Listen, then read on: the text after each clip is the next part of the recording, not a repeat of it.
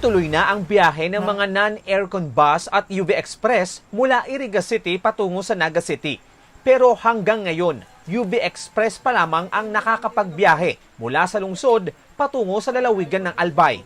Ayon sa nangangasiwa sa Iriga City Terminal, naghihintay rin sila ng guidelines kaugnay ng inter-province na biyahe ng ordinary buses. Naga lang po muna yung yung mga ordinary Naga. Wala pa po tayong bibiyahe ng Legazpi. Yung van po natin, meron na tayong Legazpi at saka Naga.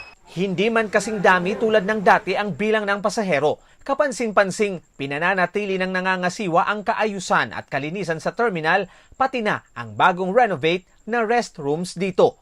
Ipinatutupad ang health safety protocols laban sa COVID-19. Ang General Services Office ng lungsod, lingguhan kung magsagawa ng disinfection activity sa City Terminal. In charge ng disinfection, yung sa GSO, almost weekly nag-ano sila dito, nag-disinfect. Minsan naman kung pwede, nag-request kami dyan sa nag-disinfect sa labas. Kasi meron naman disinfection. Kasi bago pumasok yung mga vehicles dito, meron po tayong disinfection area dyan sa lahat po ng bus, van, pati yung mga jeep po dyan na bebiyahe. Dinidisinfect po sila. Ang Local Economic and Investment Promotion Office naman patuloy sa pag-iikot sa iba't ibang establishmento sa lungsod para mamahagi ng social distancing stickers tulad ng ininikit sa City Terminal. Katuwang nila rito ang CDRRMO at City Electrician's Office. Noong mga nakaraang buwan, iprinayoridad nila ang Central Business District dahil dito nagaganap ang maraming transaksyon ng mga tao. Minsan po naikot kami ng 3 times a day.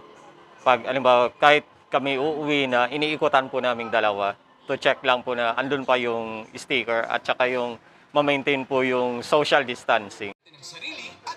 Isa ang one-stop shop supermarket na ito sa nabigyan ng free social distancing stickers. Madalas na nagkakaroon ng mahabang pila rito dahil pinananatili nilang nasa 40 hanggang 50 mamimili lamang ang nasa loob para may physical distancing pa rin. Sinabi na rin ng pamunuan ng supermarket na handa na sila sa pagpapatupad ng digital contact tracing app ng LGU na iContact. Ready na po tayo, sir.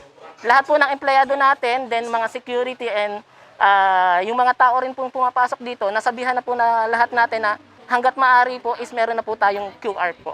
Nagpapagawa po kami ng bagong layout and yung plano po namin with the CDRRMO is yung pintura na po, paint para mas matagal po siya kahit ma-expose siya sa araw, mabilad siya, maulanan, hindi po siya basta-basta matatanggal. And with coordination and collaboration naman po yun with the City Architect's Office headed by Architect Alvaro. Pero habang wala pa ang bagong layout, hiling nila na ingatan ang mga sticker at sundin ang paalala rito.